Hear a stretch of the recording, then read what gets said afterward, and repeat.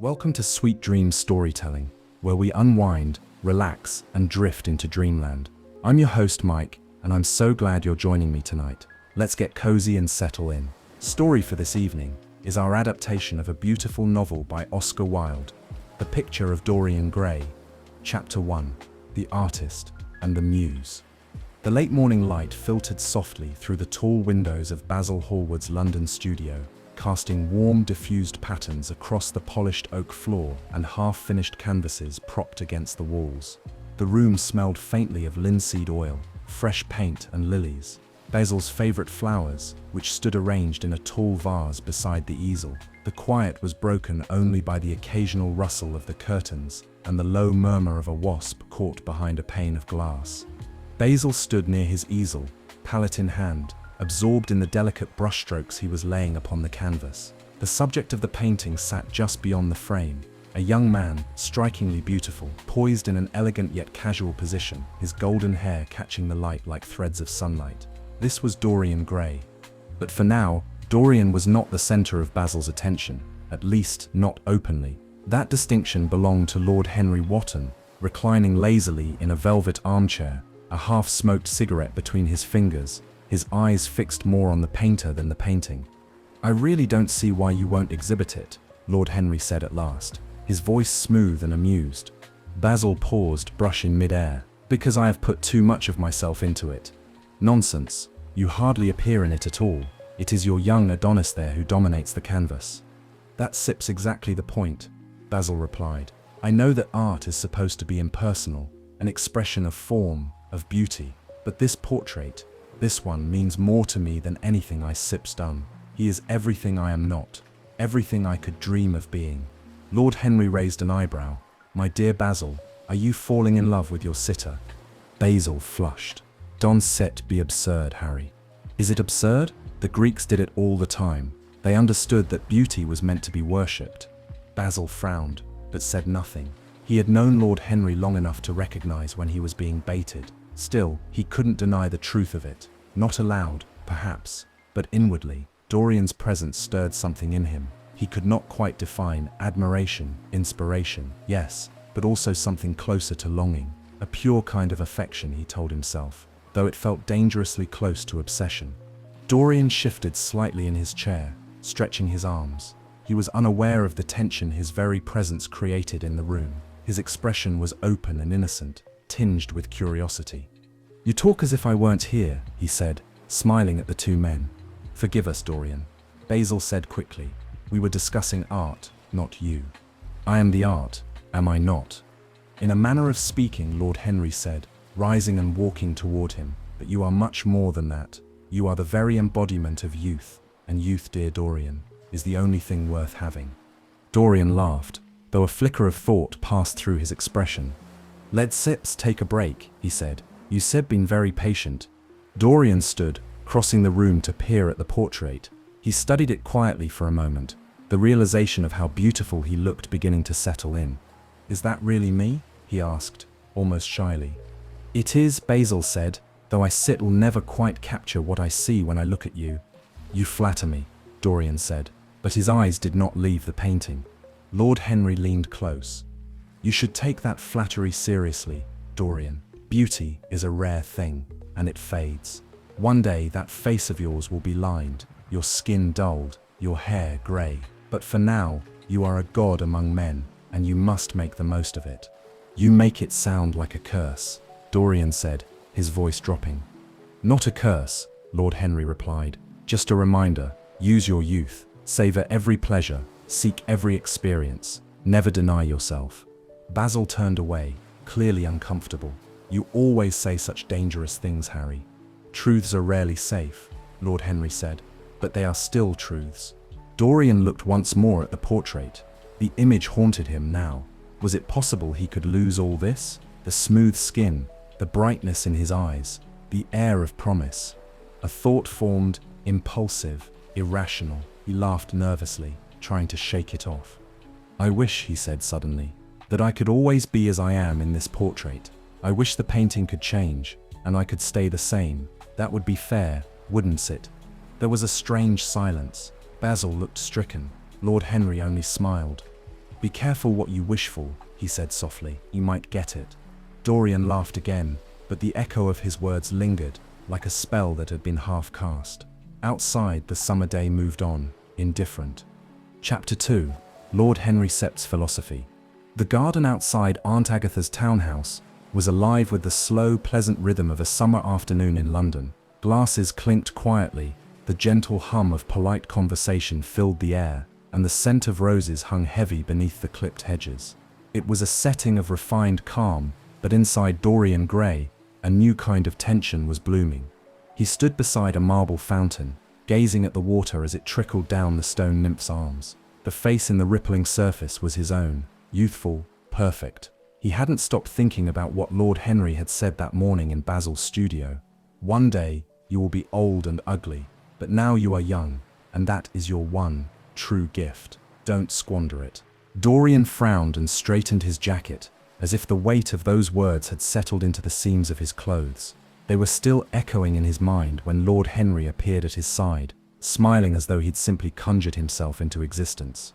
You disappeared after Basil sips, Henry said, offering Dorian a cigarette. I was afraid I had offended you. You didn't offend me, Dorian replied quietly. You disturbed me.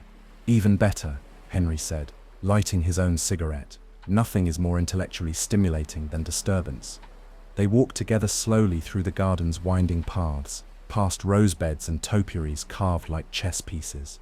Lord Henry kept his tone light, but every word dripped with seductive irony. People say we should live for others, he mused. I say why? What have others done for us? Altruism is just vanity dressed up in Martyr Sip's robes. You don't believe in selflessness? Dorian asked. Of course not. Selfishness is the beginning of morality. To love oneself is the beginning of a lifelong romance. Dorian laughed, but there was unease in it. You speak as though conscience were a weakness. It is. Conscience is the trade-off society makes for obedience. But you stir not ordinary, Dorian. You could be anything. You were born for something rare. They reached a shaded arbor, where a few idle guests were sipping tea. Lord Henry steered Dorian away from them, toward a more secluded corner. There, he turned to face him directly. Have you ever really looked at yourself, Dorian? Dorian blinked. What do you mean? You have a face that poets would die for, and you barely notice. Don't it, you realize the power you possess. Beauty is the one thing worth having. When it fades, so does everything else. Is it really that fleeting? Dorian asked. He felt like a boy again, curious, uncertain, slightly afraid. Oh yes, said Lord Henry, drawing out the words. Youth lasts a few years, then lines appear, and charm gives way to routine. The lucky ones become dull. The unlucky ones become grotesque. The words settled on Dorian's shoulders like ash. He thought again of the painting of how perfectly it had captured him. That version of himself would remain unchanged. But he would grow old. I never thought about growing old, he admitted. It seems so far away, but you make it sound like a sentence. Lord Henry gave a slow, deliberate smile. Because it is, but you have the power to escape it. For now, you should taste every pleasure, explore every thrill.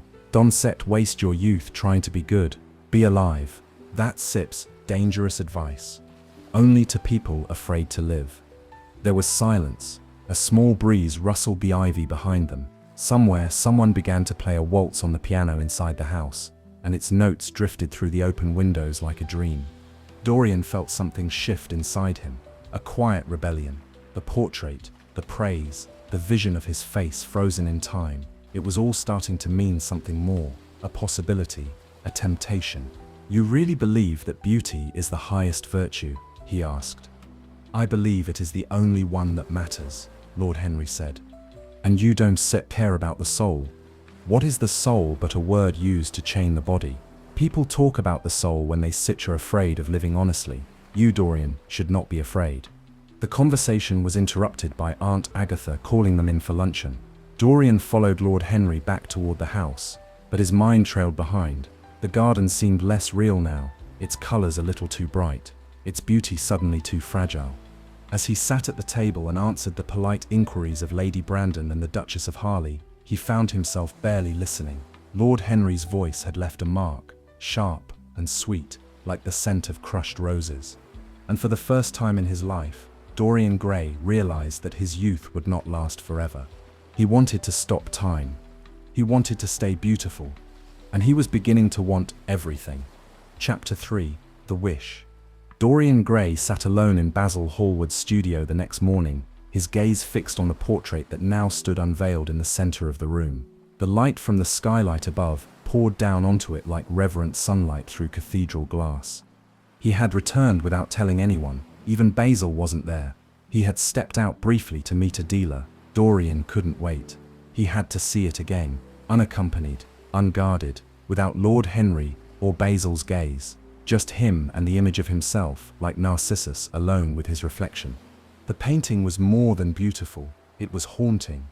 Every detail, the parted lips, the openness in the eyes, the tilt of the chin, captured his youth, not just accurately, but perfectly. It was an idealized self, unmarred by time or guilt or compromise. Dorian felt both admiration and resentment. He looked so free. And already, after just a day, he didn't feel quite like that version of himself anymore. Lord Henry was right, he thought. This won't last. In a few years I'll be like everyone else, wrinkled, tired, forgettable. He pressed his fingers to his cheek, still smooth, still warm, but now he was conscious of it, obsessed with the idea of its eventual loss. He stepped closer to the painting, almost trembling. "How sad it is," he said aloud to the empty room. "I shall grow old and horrible and dreadful, but this picture will remain young." His words floated in the air like a prayer or a curse. If only it were the other way. His voice grew desperate. If it were I who could remain always young, and the portrait that would grow old, for that, I would give anything. I would give my soul. There was silence. Outside, the wind picked up, brushing the ivy against the windows in dry whispers. And then a shift. He couldn't explain it, not clearly, but the air seemed heavier, as if the room had exhaled something in response. The light dimmed slightly, a cloud perhaps crossing the sun, or perhaps not. His skin prickled. The moment passed quickly, but the words had been spoken. He stepped back, half ashamed. What was that? A joke? A dramatic outburst? Yet deep down it hadn't felt like a joke. It had felt real. It had felt like surrender. Footsteps outside broke his reverie. "You set early," he said cheerfully. "Couldn't set wait to see it again." Dorian nodded, forcing a smile. "It sits extraordinary, Basil." "Fits, I'm glad you think so," Basil said. "It sits yours, you know. I want Fitz exhibit it." Dorian Sip's expression shifted. "Why not?" Basil hesitated, then said, "Because I Sep put too much of myself in it. It reveals something I Sep to rather not have the world see." Dorian didn't press. He was already drifting again, his eyes drawn back to the portrait. It hadn't changed. Of course not. But somehow it felt different now. "I would give my soul." Lord Henry Sep's voice echoed again in his memory. "Youth is the only thing worth having." That afternoon, Dorian left the studio with a peculiar lightness, as if some decision had been made inside him, even if he didn't yet understand what it was. The world outside seemed more vivid, more full of possibility. He didn't stop know that something had changed.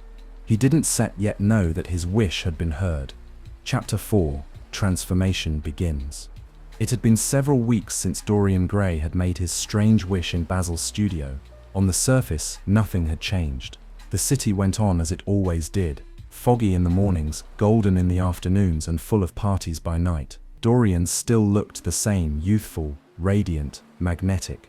But inside him, something had begun to stir. It began subtly. In the mirror, when he caught sight of his own reflection, he no longer looked at himself with passing vanity. He studied his face now, measured it like a collector evaluating a rare artifact. His beauty was no longer a gift. It was a possession, something to guard. And as he grew more aware of this gift, he also grew more aware of what it could do.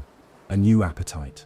One afternoon, Dorian found himself walking along New Bond Street, his cane tapping lightly as he passed fashionable shops and gentlemen's clubs. He had developed a new way of walking, slower, more deliberate, a performance even when no one was watching. He stepped into a florist's and ordered a dozen white orchids, exotic ones, and had them sent to a woman he had only met once, just because he liked the way she said his name. He left without waiting for a thank you. He didn't care for the reply. It was the act itself that gave him pleasure. Later that evening, at a dinner hosted by Lady Agatha, he was seated beside a retired diplomat and across from a famed actress in her twilight years. Dorian said little at first, but his silence drew attention like a magnet. When he finally spoke, his words were laced with the subtle irony and sharp observations he had begun borrowing from Lord Henry. "Experience," he said, "lifting a glass of claret, is just the name we give to our mistakes." The table laughed, Lady Agatha most of all, and Dorian felt the rush of admiration surge toward him like warm wind. He had tasted the power of being admired before, but now he craved it. He began performing more, studying Lord Henry's speech patterns, his turns of phrase, even the slight pauses he used to make his words land more sharply. He was becoming someone else, or perhaps he was becoming more of himself. He wasn't sure. A private discovery.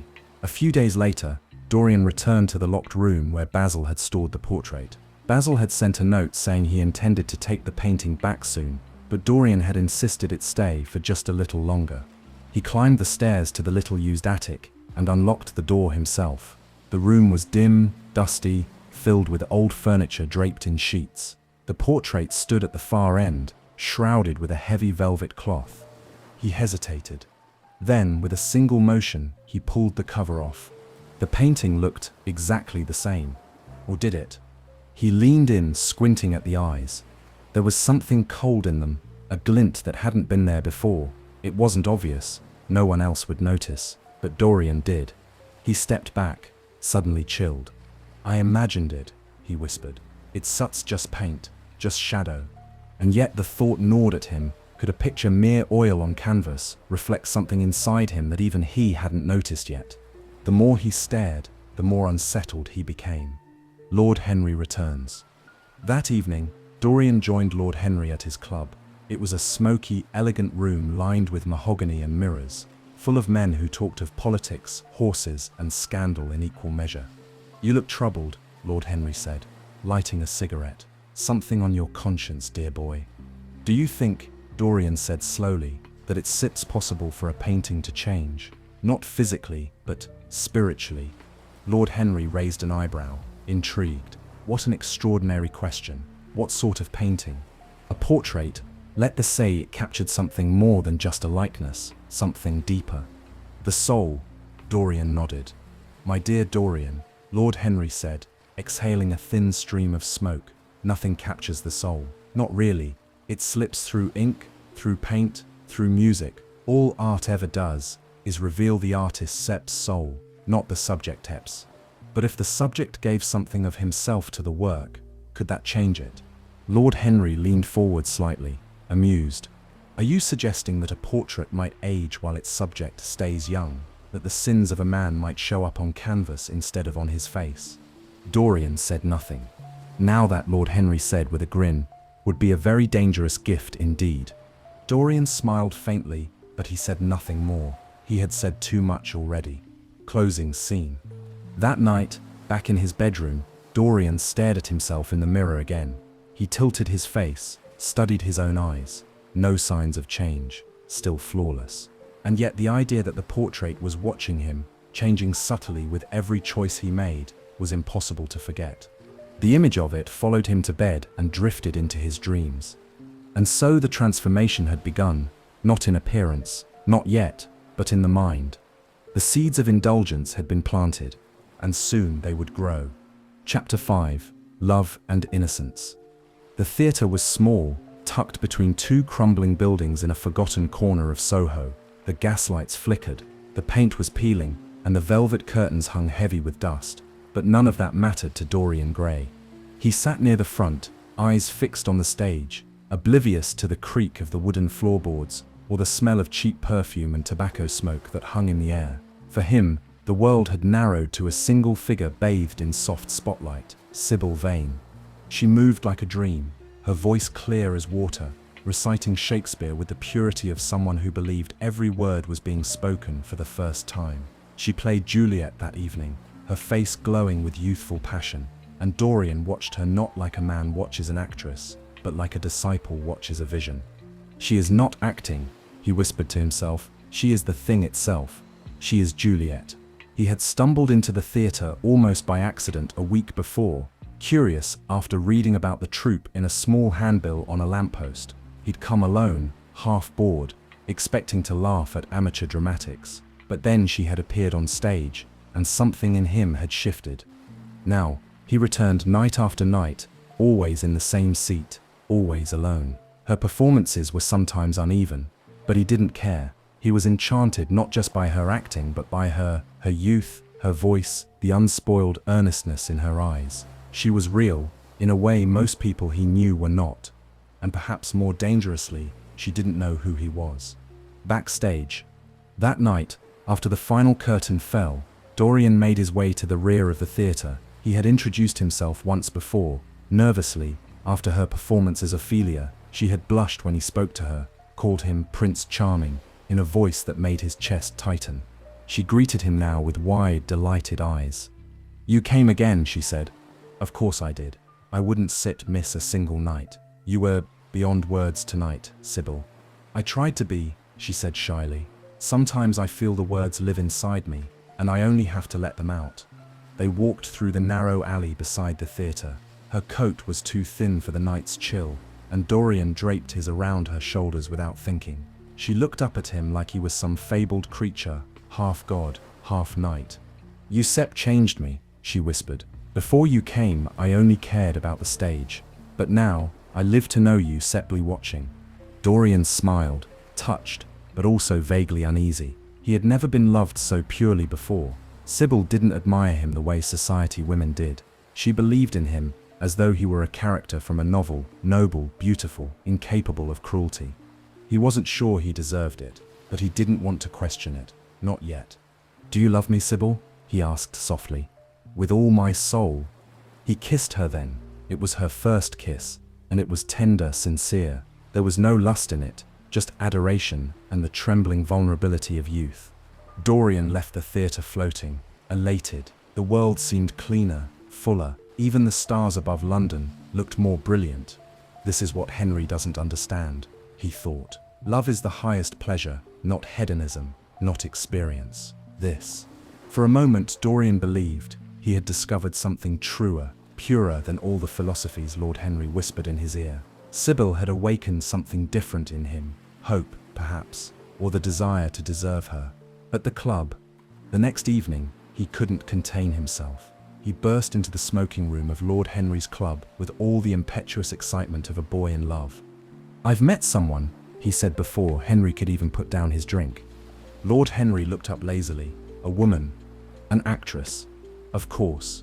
Her name is Sybil Vane. You never seen anyone like her. She more than beautiful. She real. I'm going to marry her." There was a pause, then a dry laugh from Lord Henry. "Marry her? My dear Dorian, you sound like a schoolboy with a crush on his piano teacher." "I'm serious," Dorian said, frowning. "She makes me want to be good. When I sat with her, I don't care about all the things you talk about. Pleasure, indulgence, influence. She makes those things seem hollow." Lord Henry studied him for a moment, his expression unreadable. "How curious," he murmured. "You've fallen in love not with a woman, but with a role she plays. What happens when she sips not Juliet or Cordelia or Imogen, but just Sybil Vane?" Dorian flushed. "You don't stand, you never will." "Perhaps not," Henry said, sipping his drink. "But I do know that when we give our hearts to someone, we give them the power to destroy us." Dorian said nothing. He didn't want to think about that. He only wanted to believe in Sybil and in the possibility that love could redeem him. Chapter 6. Sybil Sep's Tragedy. Dorian Gray could barely contain his excitement. He had not only fallen in love, he had found meaning. That morning, he had written to Basil and Lord Henry, inviting them to the theatre that evening to witness what he called a miracle. Sybil Vane was to play Juliet again, and he wanted them both to see the woman who had redefined beauty for him. "You will see," he had told Lord Henry earlier that day. "She acts with her soul. Every word is truth when it comes from her lips." Lord Henry, intrigued by Dorian's boyish enthusiasm, agreed to come out of sheer curiosity. Basil hesitated. He was not fond of theatre, nor of the idea of Dorian marrying a stranger, but he eventually relented, unable to say no to him. They arrived together at the small, crumbling theatre in Soho. The house was packed, largely due to the rumors Dorian himself had begun spreading. He was Sybil's unofficial patron now, her mythmaker. Dorian sat in the front row, hands clasped tightly in anticipation. The curtain rose, and then confusion. The collapse. Sybil appeared on stage in her usual costume, her eyes wide with nerves, but something was wrong. Dorian noticed it immediately. Her voice lacked depth, her movements were stiff, her delivery flat. It was as though she were reciting lines she barely understood. By the middle of the first act, a few awkward coughs were heard from the audience. By the second, people were shifting in their seats. Some laughed quietly, others whispered. Lord Henry leaned toward Dorian and muttered dryly, "If this is your miracle, it sets a tragically miscast one." Dorian felt his chest tighten. He glanced at Basil, who was frowning deeply, his arms crossed. But Dorian said nothing. He sat frozen, willing Sybil to return to the brilliance he had seen before. She did not.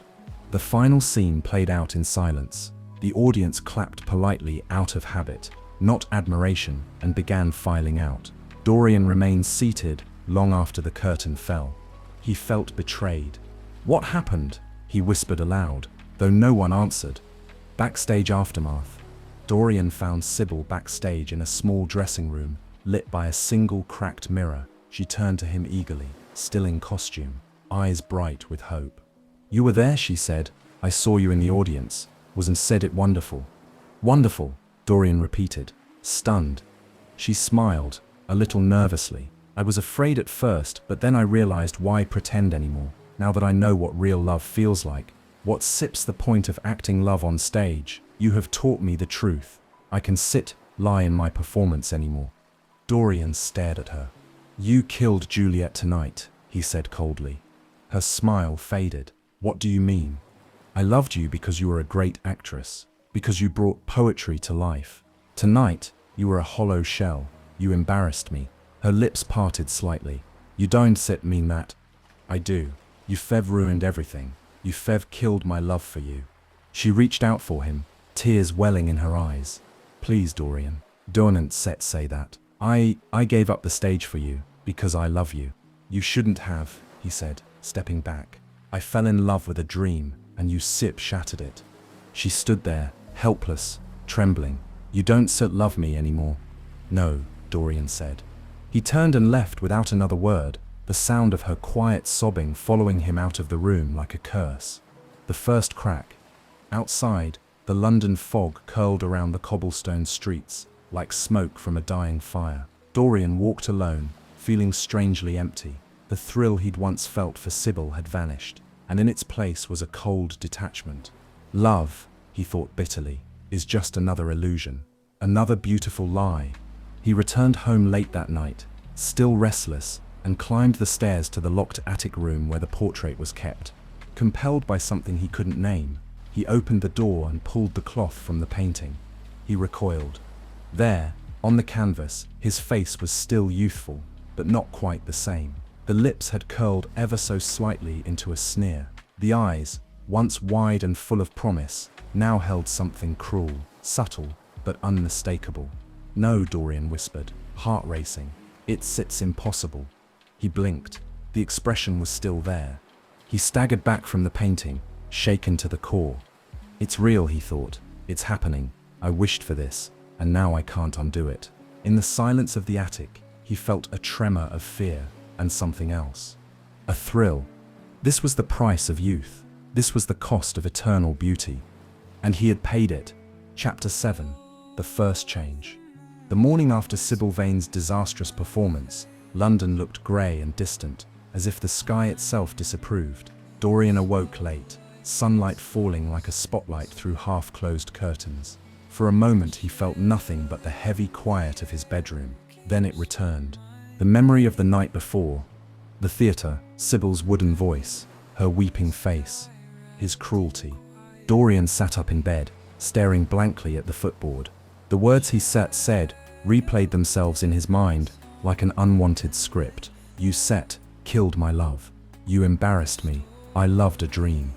They had felt justified last night, cold, precise, necessary. But now, In the stillness of daylight, doubt began to creep in. Was I too harsh? He rose slowly, washed, and dressed in silence. There was a small mirror beside his wardrobe, and as he tied his cravat, he paused to examine himself in it. His reflection was unchanged, youthful, perfect, no sign of remorse. But the image felt hollow, like a performance he hadn't committed to fully. A note at breakfast. Downstairs, a single letter lay on the silver tray beside his breakfast. The handwriting was unfamiliar. He opened it with a lazy flick, still lost in thought. Then the words stopped him cold. Miss Sybil Vane died last night. Poison. Her mother found her just after midnight. He stared at the note for a long time, unable to move. Dead. Sybil was dead. The paper slipped from his fingers and drifted to the floor like a fallen petal. He sat back, stunned, but not in the way he expected. There were no tears, no horror, just an almost clinical sensation of detachment, a strange numbness. He felt as though he had stepped outside himself, watching this unfold from some cold, elevated place. And then, rising beneath the numbness, came the whisper of something darker. This is not your fault. She chose her fate. You simply saw the truth and spoke it. You were honest. Still, part of him resisted. Guilt stirred. He felt its small hands pressing against his chest. Then came a knock at the door. Lord Henry Sepps. Visit. It was Lord Henry, of course, always appearing when Dorian needed to be shaped. You've heard? Henry asked, removing his gloves with deliberate calm. Yes, Dorian said. He stared into the fire. It was unlit, but his gaze didn't seem to notice. It's Set's terrible, isn't Set it? He murmured. I was cruel to her. That's Set's why she. Lord Henry held up a hand. Stop. You mustn't talk like that. These things happen. She was an artist, and artists are always at war with life. But she died because of me. No, Dorian. She died for love. That is not your responsibility. It sits her tragedy, and in a way, her triumph. She died a Juliet. What more could an actress want? Dorian looked at him, incredulous. You talk about it like it sits beautiful. It is beautiful, Lord Henry replied. She was a poem, a brief, exquisite stanza in your youth. Do not soil it with guilt. Dorian didn't know what to say. Henry was making sense, and yet something in his chest still twisted. You mustn't mourn, Henry said. You must celebrate. You are untouched, unscarred. That is the miracle. And Dorian realized he was untouched. He didn't feel pain. He should, but didn't. His heart, which had once swelled with love for Sybil, now felt empty and free. The portrait again. That night, alone once more, Dorian returned to the attic. He lit a lantern and approached the covered canvas with steady hands. He had almost convinced himself the change he saw the first time had been imagined, a trick of light, a moment of guilt. He uncovered it and stepped back with a strangled breath. The change was worse. Where once his mouth had curved with innocence, it now held a subtle cruelty, an arrogance in the lines around the lips. The eyes looked different too, less open, more watchful. Something cold peered out from behind them. Dorian staggered back, trembling. It seemed real. The painting had recorded something no mirror ever would, the soul beneath the skin, the cruel words, the indifference to death. It had all imprinted itself not on his body, but on the canvas. Dear God, he whispered, what have I done? But almost immediately, a darker thought came, seductive and quiet. If this is true, if this portrait bears the scars, then I can live untouched. I can remain perfect, untouched by guilt, unspoiled by age. He looked at his own hands, still flawless, the skin smooth, the nails unblemished. I will stay young, he said, his voice steadier now, no matter what I do. He covered the painting again, this time more carefully, and locked the door behind him. Something had ended with Sybil's death, but something else had begun. No longer merely influenced by Lord Henry's words, Dorian had crossed the threshold. The tragedy had not broken him, it had unshackled him. He had glimpsed the first cost of his soul and chosen not to turn back. Chapter 8. Morality and Masks. 3 days had passed since Sybil Vane Sepp's death. Outside, the world moved on. Carriages rattled down dusty streets. Social calendars were filled. Opera houses glittered. The papers carried a small article buried on page 6. Young actress found dead in Soho Theatre. Suspected suicide. No name was mentioned, no photograph. It was a small tragedy, quickly forgotten. But not by Dorian Gray. At least not immediately. He had not left his house in those 3 days. Curtains were drawn, and servants spoke in hushed voices. Dorian drifted through the rooms like a ghost, untouched by hunger, unwilling to sleep. He stood for hours at windows, staring at nothing. He reread Sybil's final letter until the ink blurred from the pressure of his fingers. And always, he thought of the portrait. It remained locked away upstairs, covered in thick velvet, but he could feel it watching him, as if the canvas itself were breathing in the silence, as if it were waiting. A letter from Lord Henry. On the 4th morning, a letter arrived from Lord Henry. The envelope was heavy, cream-colored, sealed in violet wax. The handwriting, as always, was precise and deliberate. My dear Dorian, you are allowing yourself to be poisoned by a dead woman's tragedy. That is unwise and dreadfully boring. Come dine with me tonight. Wear something brilliant. I've reserved a private room at the Café Royal, and the most scandalous woman in London will be sitting across from us. Yours always sincere in his insincerity, Henry. Dorian held the letter in his hand for a long moment, then set it down beside his untouched breakfast. He rose from the table, opened the door to his study, and rang the bell. Prepare my dark blue evening suit, he told the valet, and fetch my mother Sep's sapphire cufflinks. That night, Dorian Gray returned to society. Masks and mirrors. The Café Royal gleamed with polished brass and velvet-lined booths. The chandeliers shimmered. The guests wore jewels like armor and laughed like they hadn't a care in the world. Dorian entered with his usual poise, and heads turned, not just for his beauty, but for the rumors already swirling around him. That sits him, someone whispered. The one who was engaged to the little actress. Poor girl, so young, so beautiful, so dead. Dorian smiled. He felt nothing. At the corner table, Lord Henry rose to greet him with a slow, approving glance. Ah, Yusef returned to the land of the living, he said, and Yusef never looked better. I feel quite well, Dorian said. I think I needed silence, but silence can rot the brain. They dined lavishly, oysters, quail, a bottle of wine so old. The waiter whispered its name like a prayer. Dorian laughed freely. He told stories, made quips, flirted lightly. He was charming, radiant, and completely hollow inside. And yet, no one noticed. That was the first lesson he learned after Sybil's death. Conscience was invisible. You could kill a woman with a word, he thought, and still be the most admired man in the room. Lord Henry watched him carefully. He saw the transformation, not in Dorian's face, but in the glitter behind his eyes. You've grown, Henry said quietly, as they stepped out onto the pavement after dinner. Have I? Dorian asked, lighting a cigarette. Yes, you're no longer innocent. That makes you interesting. I don't want to be good anymore, Dorian said. Goodness is a mask for cowardice. I want experience. I want everything. Then you are on the right path, Henry replied. They parted ways near Regent Street, and Dorian walked home alone beneath a gaslit fog, the stars above sharp like silver knives. A secret kept.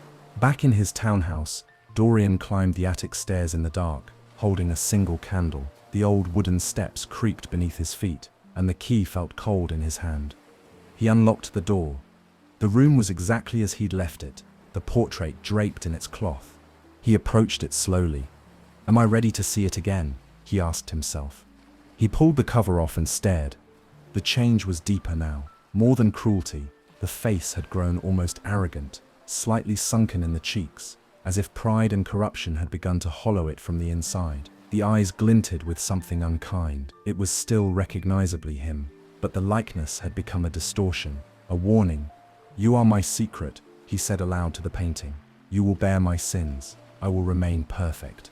He recovered it and turned to leave, but paused, hand on the doorknob. Whatever I do, he whispered, you will carry the weight. He locked the door. The painting would be his confessional, his conscience, his curse. And now he knew he could do anything. Chapter 9. A life of pleasure. Time moved forward, but Dorian Gray did not. Season after season passed in London, but his face remained untouched by age or guilt. He still appeared no older than 20, youthful, radiant, a man who seemed to have been sculpted rather than born. And yet, rumors followed him like shadows in a lamplit alleyway. Whispers passed from drawing room to gentleman's club to private opera box. They rarely reached polite conversation, but they always lingered in its margins. He spends entire nights in the East End, alone, sometimes disguised.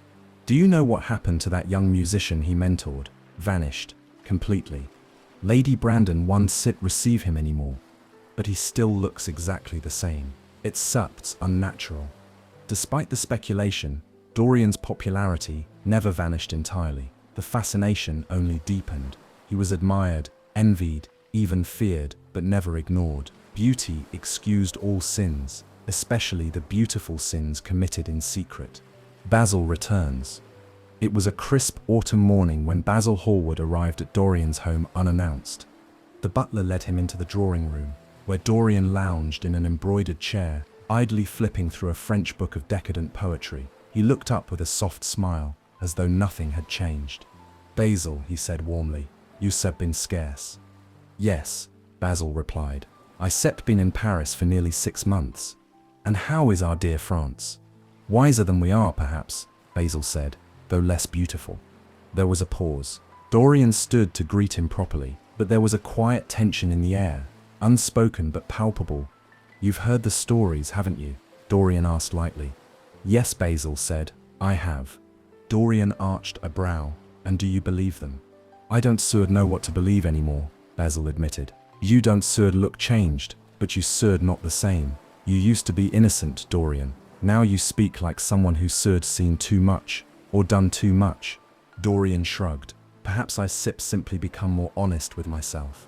Some of the people I most respected have distanced themselves from you," Basil said. "Even men who once praised your character now speak of you in hushed tones. And yet, your face," he trailed off. "What about it?" Dorian asked, his tone sharper than intended. "It hasn't changed in years, not a single line. How is that possible? Are you accusing me of sorcery, Basil?" "No," Basil said quickly, "but I am worried about your soul." Dorian laughed, though it didn't sound sincere. What an old-fashioned thing to say. "I mean it," Basil said. "You were once my greatest inspiration. I thought your beauty was a sign of divine harmony. Now I wonder if it's a mask hiding rot beneath." Dorian stiffened, the smile on his lips hardening. "You paint lovely metaphors, Basil, but they just that, metaphors." Basil looked at him carefully. "Let me see the portrait." Silence. "No," Dorian said. "Why not?" "Because it's mine, and because it no longer concerns you." Basil's expression darkened. "Dorian, I don't know what you've done, but I can feel it. The man I once loved as a friend is disappearing. I don't care about gossip, but I care about you, and I fear you becoming something monstrous." Dorian Semp's voice dropped to a whisper. "Then stop looking." And with that, the conversation ended. The unchanging face. That night, Dorian stood once again before the locked attic door. His hand hovered over the key, but he didn't open it. He didn't need to. He knew the portrait had changed again. He could feel it under his skin, like something buried alive in the walls. Pride, cruelty, duplicity. These things had bloomed inside the painting like fungus on damp stone. He stared at his reflection in the hallway mirror, still flawless, still golden. He whispered, "As long as I look like this, they will forgive everything." He turned away. The secret was safe. The mask held firm. Chapter 10. The Secret Hidden. A pale rain fell on London that morning, thin and persistent, more mist than storm, but enough to wash the city in a silver gloom. Dorian Gray stood at his window, absently watching the droplets slide down the pane. The low umbrellas bloomed like black flowers along the street, and carriages splashed through puddles without regard. Behind him, the fire burned low. He had not slept well. He rarely did any more. The dreams came often now, some beautiful, some grotesque, all leaving a residue he couldn't quite shake. Then the doorbell rang, a final attempt. It was Basil Hallward again. Dorian had not expected him, but the butler let him in, and moments later he stood in the drawing room, hat in hand, coat damp at the shoulders, expression grave. "Dorian," he said, "I must speak with you. You see've chosen a fine morning to bring me philosophy."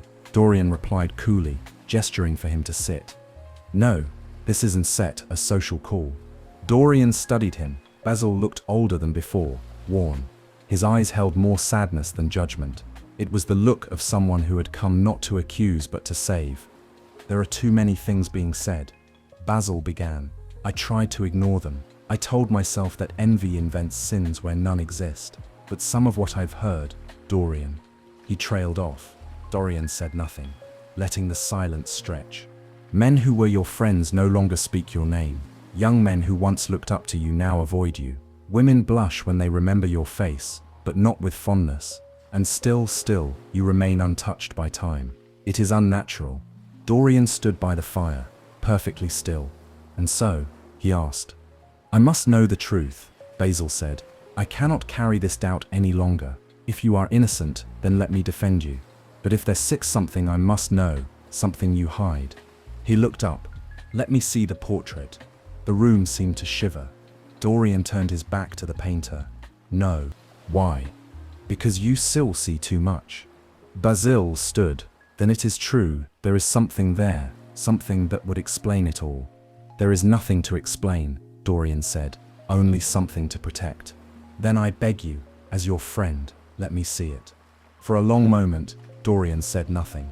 Then he turned, his voice very quiet. "Giuseppe always loved the portrait more than me, Basil. Isn't it that right?" "That sip's not true." "Isn't set it?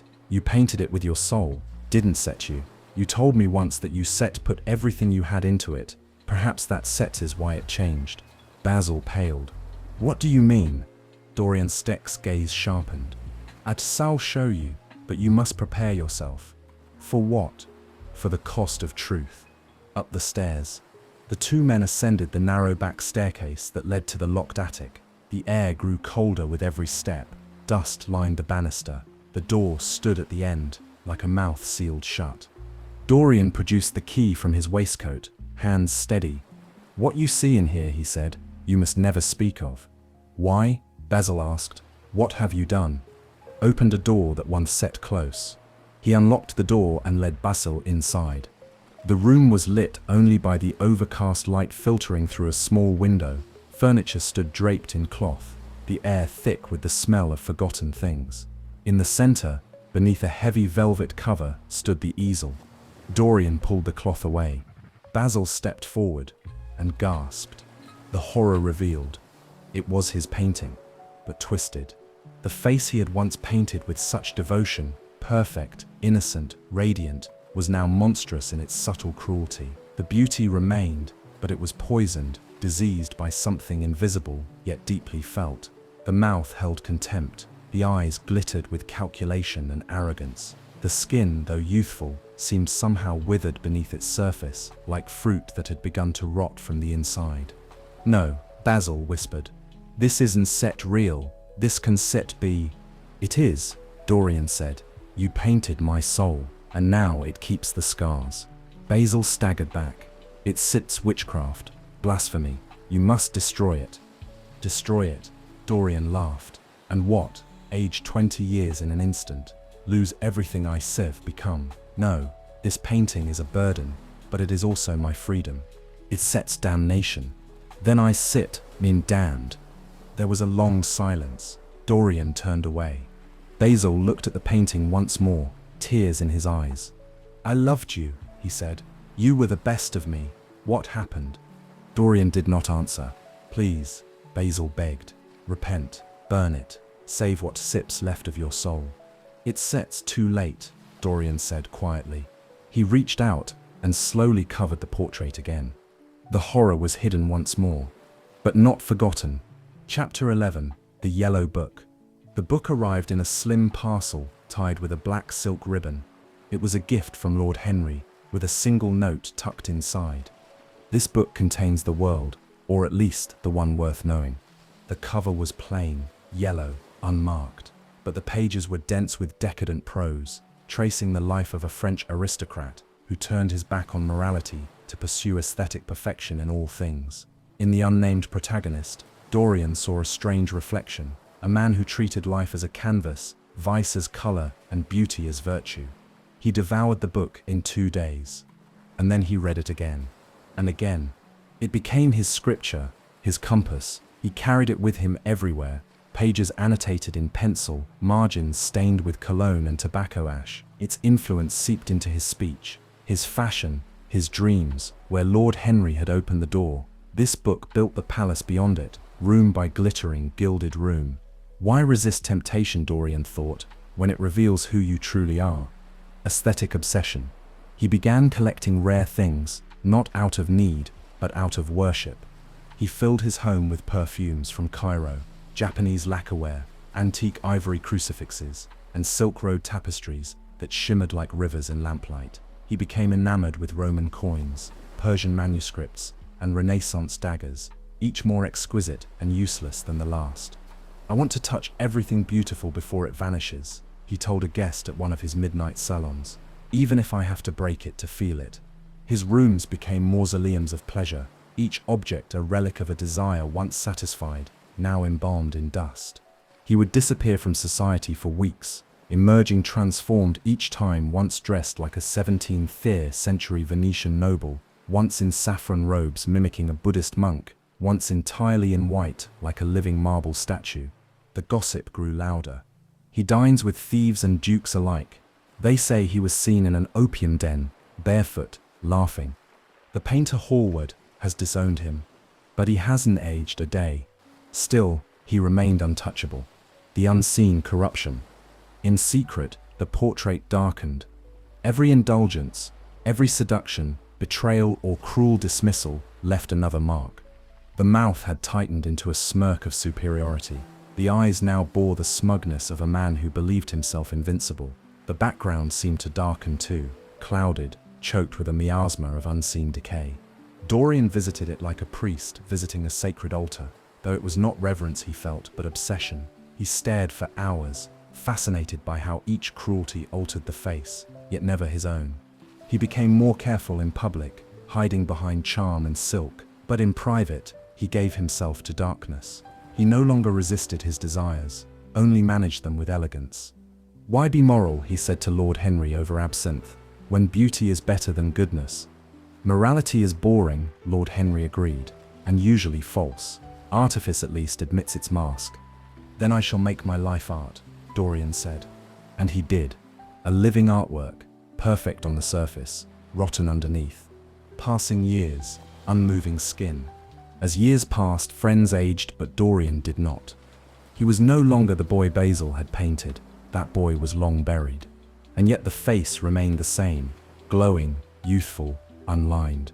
But those who knew him well, and there were fewer and fewer of those, sensed something hollow behind his eyes, something that made you feel cold even when he smiled.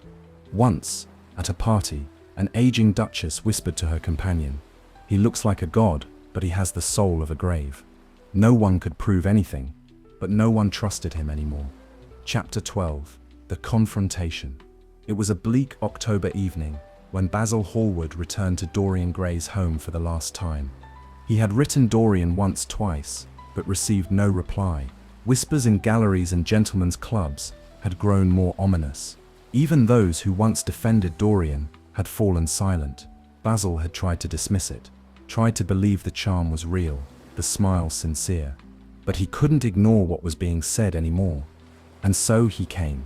Dorian greeted him at the door with the same unchanging beauty, wrapped in an embroidered smoking jacket, a brandy already in hand. He smiled as though nothing were wrong.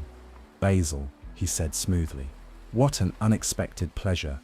"I sit not here for pleasure," Basil replied, stepping inside. "I sit here for the truth." They stood in the drawing room, firelight flickering over portraits and wine glasses.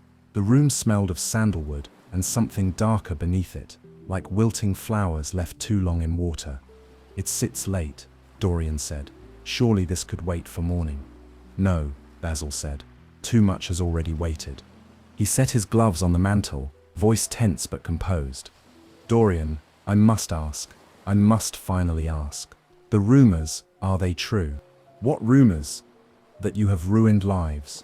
that you have led men to disgrace and women to madness, that wherever you go, things wither behind you. Dorian stared at him over the rim of his glass. You sound like a priest, Basil. I thought you were an artist. I am, and I once thought you were my masterpiece. Now I fear you are my greatest mistake. A silence fell between them, thick and charged. Basil pressed on.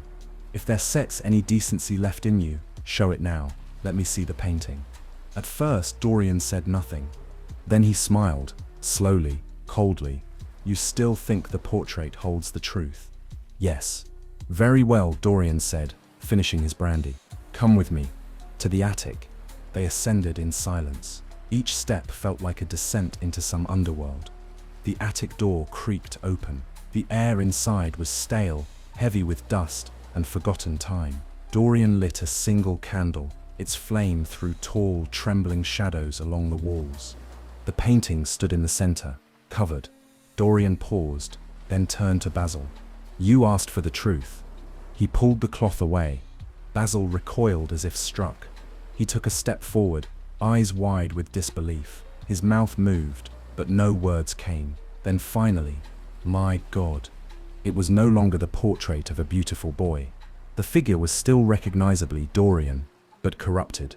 The skin had grown waxy and yellowish, the hands claw-like, the eyes full of cunning and cruelty. The face bore the ravages of decades of sin, but none of them visible on Dorian himself. What have you done? Basil gasped. What are you? What you made me, Dorian said. Basil stumbled backward. Its stup's demonic. It must be destroyed. I will tell the world. Dorian Sepp's eyes narrowed. You won, Stet. You can stop me. This is a curse. You must repent, Dorian. You must pray. Dorian's voice was low, trembling with something that wasn't fear. I told you not to look. It's Set's too late for warnings. You need salvation. I don't want salvation, Dorian hissed. I want silence. Basil took another step toward the door, and in a moment, fast, instinctive, final, Dorian grabbed the letter opener from the desk nearby. One movement, one breath, one sound, wet and soft, like cloth, being torn. Then silence. Basil collapsed onto the floor, eyes wide in shock. His hand twitched once, then stopped. Dorian stood over him, panting. It was so easy, he thought. Too easy. Aftermath. The candlelight flickered across the canvas. The portrait had already changed again. New blood spattered the painted hands. The eyes gleamed with satisfaction. A sneer curled the lips. Dorian dropped the blade. He looked at his own reflection in the attic's cracked mirror. Still perfect. Still beautiful. Chapter 13. The Cover-Up. The body lay motionless on the attic floor, a smear of blood staining the wooden boards beneath Basil Hallward's collapsed form. The silence in the room was suffocating. Dorian Gray stood over the corpse, hands trembling, the taste of iron and fear thick on his tongue. The air seemed heavier now, as if the walls themselves recoiled from what had been done. And yet beneath the horror, there was something else. Relief. It was over. Basil, with his pity and his morality, was gone. He saw too much. He always did. Dorian lit a cigarette with steadying fingers and exhaled slowly. He looked down at the blade still lying in the pool of blood, then at the portrait. The image had changed again. The painted Dorian now bore a shadow across its jaw and cheeks. There was blood, not literal, but rendered with such painterly realism that it seemed to glisten. The face still looked like Dorian's, but crueler now. Triumphant, sickened, but pleased. So you've taken his death too, Dorian murmured. You've wear it for me. He pulled the velvet cloth over the portrait again and turned his back on it. Now came the question, what next? A dangerous idea. He paced the room for an hour before descending the stairs, mind racing. Every servant had been asleep. No one had seen Basil arrive. There was no blood on his clothes. He had been careful, but he would not risk chance. He needed help. Not a friend, not someone with questions. He needed someone desperate. That evening, he sent a note to Alan Campbell. Alan Campbell. Alan had once been a friend, brilliant, studious, moral, a chemist by training, now a reclusive scholar. They had been close once, perhaps too close. and Dorian had long kept a certain kind of leverage over him. The nature of that secret remained known only to them, but it was enough. Alan arrived the next morning, hesitant and pale. "Dorian," he said, upon entering the drawing room, "why have you summoned me?" Dorian poured him a drink. "Because I need your scientific expertise and your silence." Alan did not sit. "You and I haven't spoken in over a year."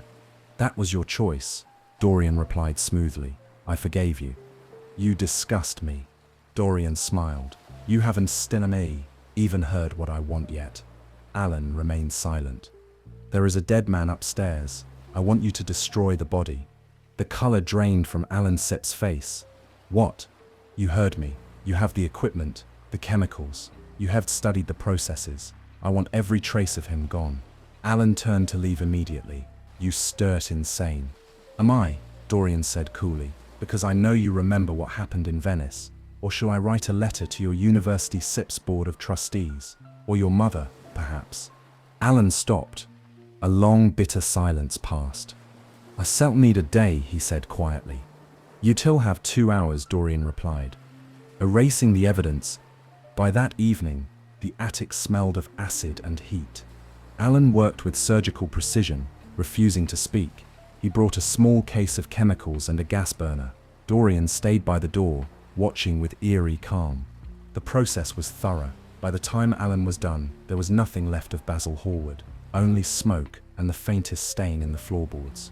He packed up without a word and left. Dorian didn't stop him. He wouldn't need to. Alan wouldn't speak. Fear and shame were stronger chains than loyalty. The portrait watchers. Later that night, Dorian returned alone to the attic. He removed the cloth. The painted version of himself was still smiling. But the blood on its hands had darkened to a deeper red. The eyes, too, seemed changed, not with guilt, but with weariness, a kind of cursed knowledge, as though the portrait now knew there was no going back. "You bear the weight," Dorian whispered. "Not me. You will grow old. You will rot. I will remain beautiful." He stepped back and locked the door once more. No one would ever know. Chapter 14. The Shadow of Guilt. The days that followed Basil Hallward's disappearance passed in a strange, strained quiet.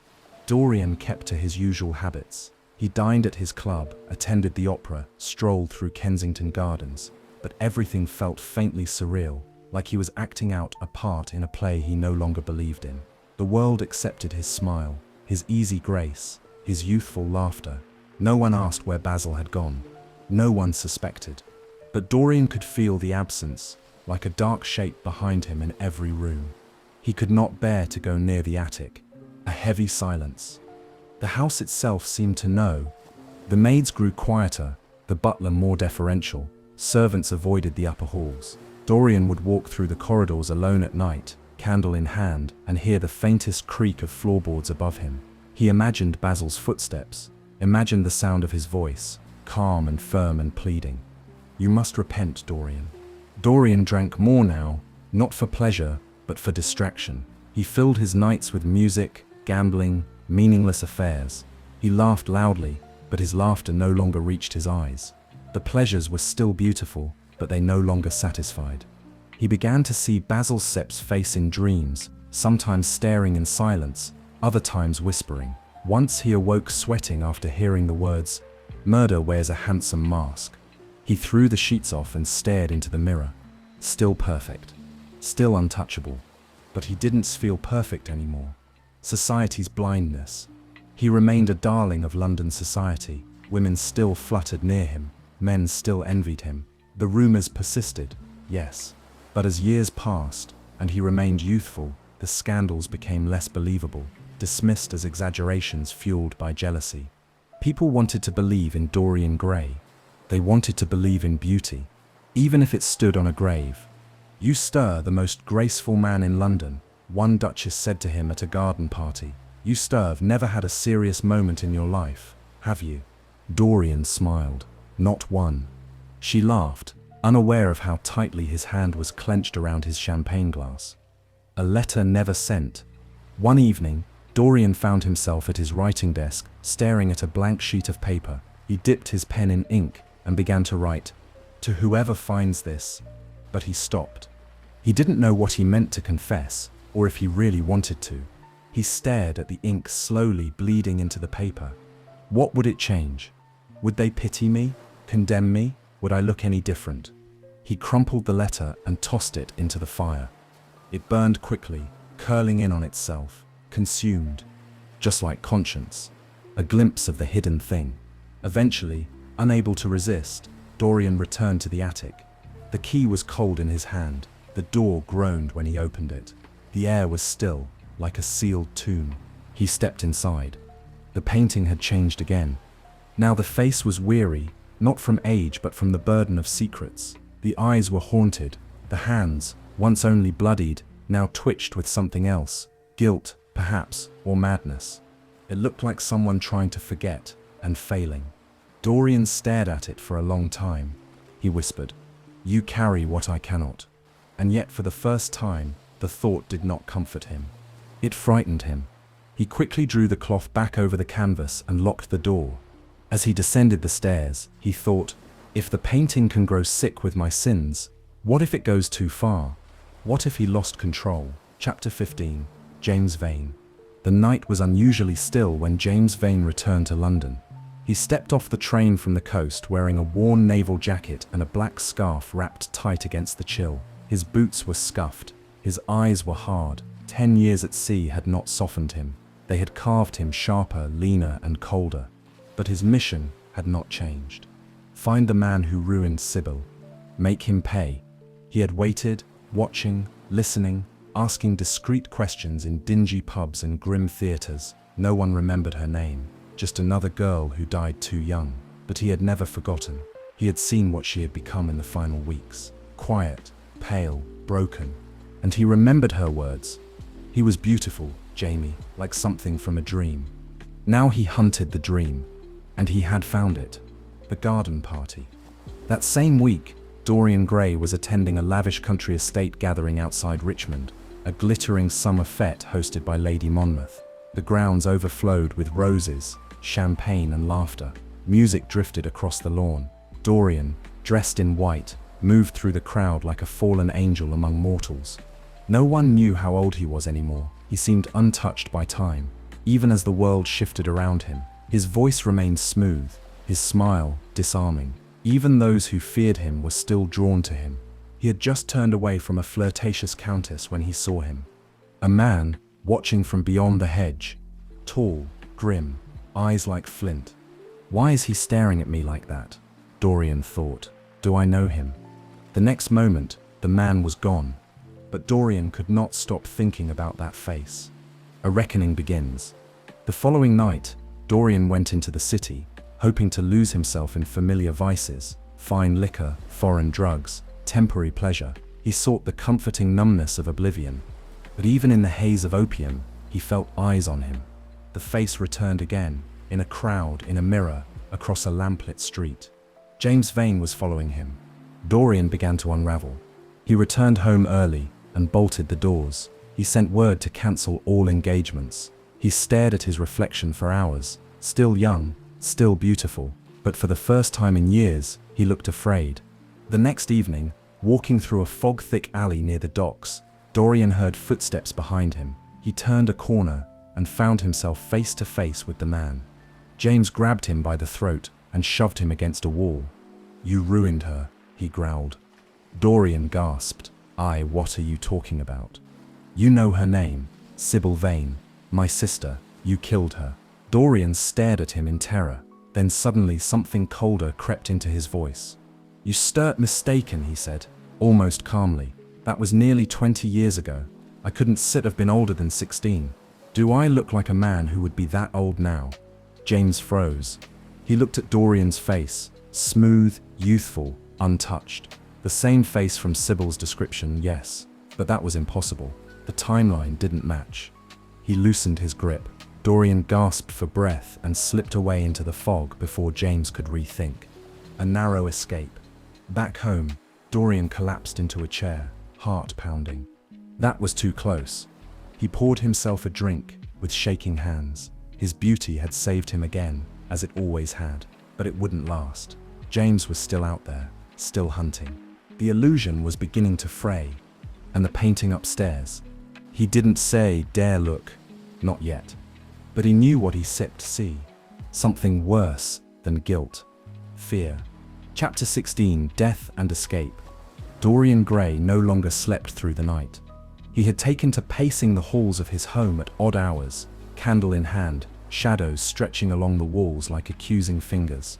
The windows were always locked now, the servants dismissed without reason. He would pause at mirrors, stare into his own perfect face, and wonder, how long can this last? He no longer visited the attic. He didn't have to. He could feel the portrait watching him from behind the locked door, its surface thick with secrets, its eyes hollow and hungry. The house felt heavier with each passing day, as if the walls remembered more than they should. But outside those walls, the world still loved him. He dined with dukes. He received letters from duchesses. He appeared at concerts and was praised in newspapers for his poise, his elegance, his strange, ageless grace. No one knew he was being hunted. A glance in the glass. He caught sight of James Vane again near Whitechapel, just a flicker, a face watching from an alley, a shadow behind a passing carriage. He rushed to the corner. Nothing. James was stalking him like a ghost, and the worst part was Dorian couldn't be sure he was real anymore. Was it the guilt, or the opium, or the soul trying to crawl out from under his skin? Escape to the country.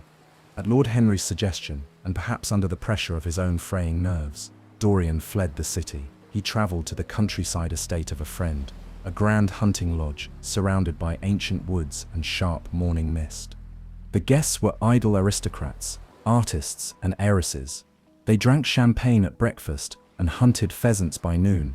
Dorian played his role easily, slipping back into charm, conversation, flirtation. But even in nature, he could not forget. At night he dreamed of blood on his hands and eyes, watching from the forest. And then, one cold morning during the hunt, it happened. The gunshot. The party had spread out through the trees. The hounds barked in the distance. Dorian stood with his rifle near a clearing, breathing in the sharp, damp air. A shot rang out, closer than expected. Then a shout. Someone had fired into the woods, not at a bird but at a man. There was confusion, a rush of feet. Dorian joined the others as they gathered around the fallen body. The man was dressed like a tramp, unshaven, gaunt. A trespasser, they said. He startled the dogs, said the shooter. I thought he was a poacher. Dorian stared down at the body. It was James Vane. His eyes were open, dead, a wound in his chest. The smell of gunpowder in the air. The blood had soaked into the leaves. Dorian stepped back. Its sect's over. The threat was gone. He hadn't lifted a hand. Fate had intervened, just as it always did. Later, in the drawing room, as the guests spoke of the accident and the estate manager sent for police, Dorian sat by the fire, still as stone. Lord Henry approached with a brandy.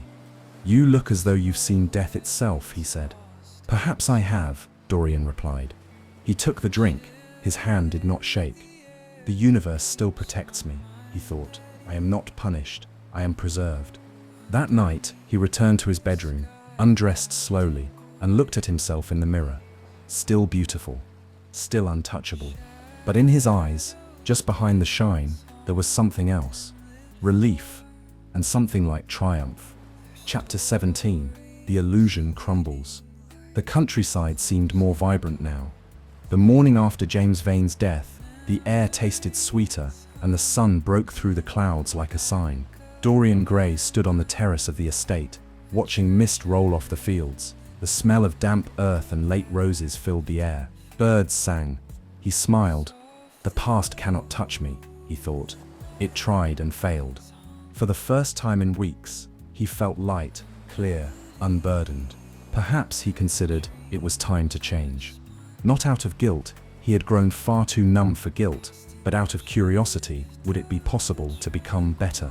Could a man so steeped in darkness take a single step back toward the light?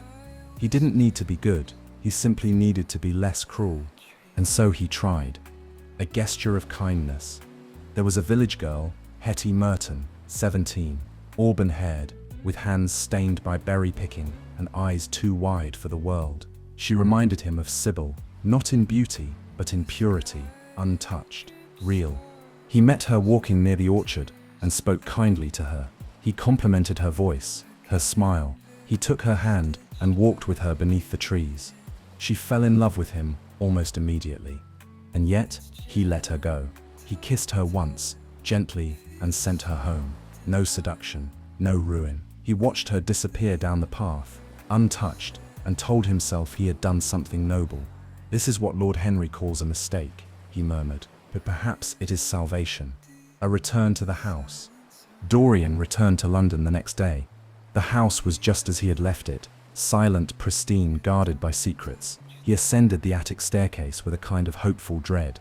If my soul is tied to that canvas, he thought, then a good act should restore it. He unlocked the door. The room was cold, the light thin, the cloth lay over the portrait like a death shroud. He pulled it away and froze. The mockery revealed.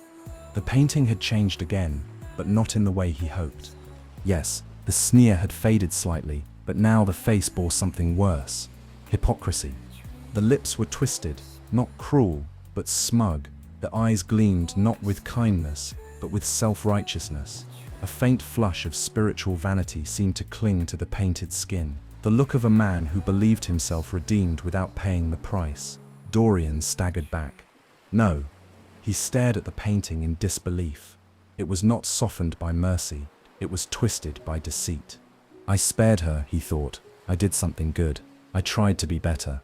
And yet the canvas said otherwise.